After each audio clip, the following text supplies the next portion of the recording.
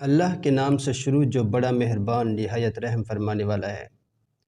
ناظرین، حضرت ذوالنون مصری رحمۃ اللہ علیہ کے تائب ہونے کا واقعہ۔ کسی شخص نے آپ رحمۃ اللہ علیہ کو اطلاع پہنچائی کہ فلاں مقام پر ایک نوجوان عابد ہیں، تو جب آپ رحمۃ اللہ علیہ اس سے شرف نیاز حاصل کرنے پہنچے تو دیکھا کہ وہ ایک درخت پر الٹا لٹکا ہوا ہے اور اپنے نفس سے مسلسل یہ کہہ رہا ہے کہ جب تک تو عبادت الہی میں میری ہم نوائی نہیں کرے گا، میں تجھے ایسے ہی اذیت دیتا رہوں گا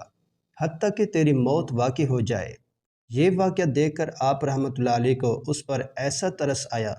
کہ آپ رحمۃ اللہ علیہ رونے لگے، اور جب اس نوجوان عابد نے پوچھا کہ یہ کون ہے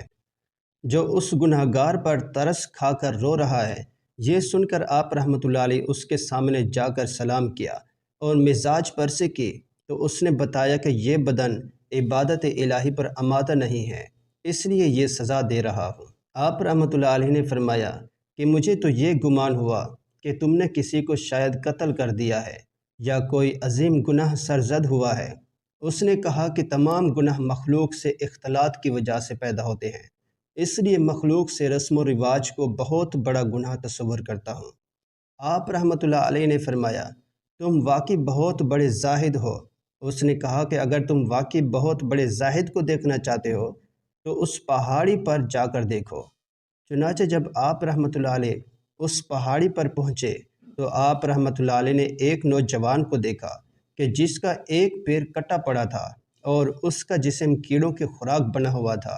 جب آپ رحمۃ اللہ علیہ نے صورتحال دریافت کی تو اس نے بتایا کہ ایک دن میں اسی جگہ مشغول عبادت تھا کہ ایک خوبصورت عورت گزری، میں اس کو دیکھ کر گرفت شیطان ہو گیا، اس عورت کے نزدیک پہنچ گیا، غیب سے ندا آئی کہ اے بے غیرت، 30 سال خدا کی عبادت و ریاضت میں صرف کرنے کے بعد آج شیطان کی عبادت کرنے جا رہا ہے۔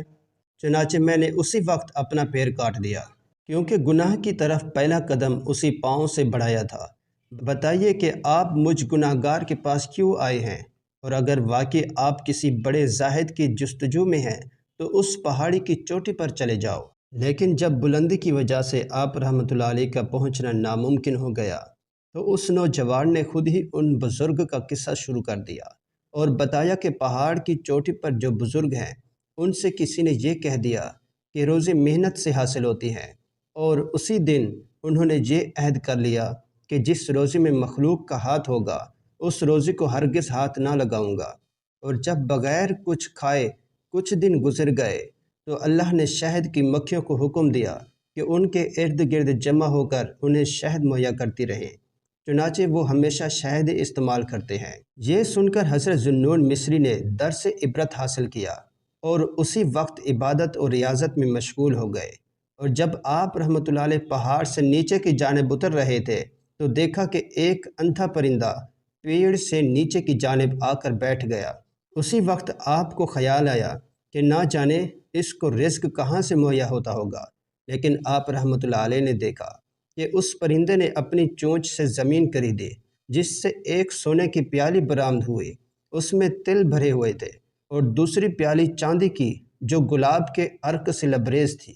چنانچہ وہ پرندہ اسے کھا کر عرق پی کر درخت پر جا بیٹھا اور پیالیاں غائب ہو گئی۔ یہ دیکھ کر آپ رحمۃ اللہ علیہ نے بھی توکل پر کمر باندھ لی اور یقین کر لیا کہ اللہ پر بھروسہ کرنے والوں کو کبھی تکلیف نہیں ہوتی۔ اس کے بعد آپ رحمۃ اللہ علیہ نے جنگل کی راہ لی، جہاں آپ رحمۃ اللہ علیہ کے کچھ پرانے ساتھی مل گئے اور اتفاق سے وہاں سے خزانہ برآمد ہوا،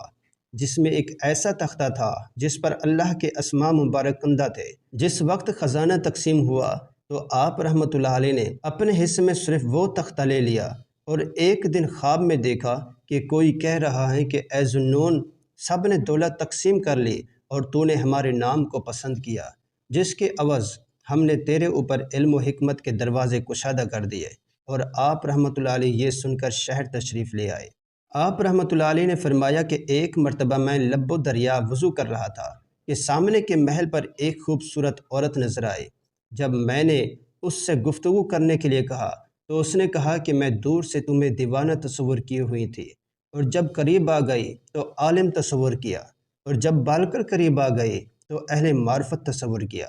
لیکن اب معلوم ہوا کہ تم ان تینوں میں سے کچھ بھی نہیں ہو۔ جب میں نے اس سے اس کی وجہ پوچھی تو اس نے فرمایا، عالم غیر محرم پر نظر نہیں ڈالتے اور دیوانے وضو نہیں کرتے اور اہل معرفت خدا کے سوا کسی کو نہیں دیکھتے۔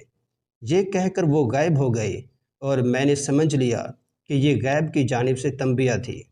ناظرین، ایک مرتبہ آپ رحمۃ اللہ علیہ کشتی میں سفر کر رہے تھے تو ایک بیوپاری کا موتی گم ہو گیا، تو سب نے آپ رحمۃ اللہ علیہ کو مشکوک تصور کر کے زد و کوب کرنے لگے۔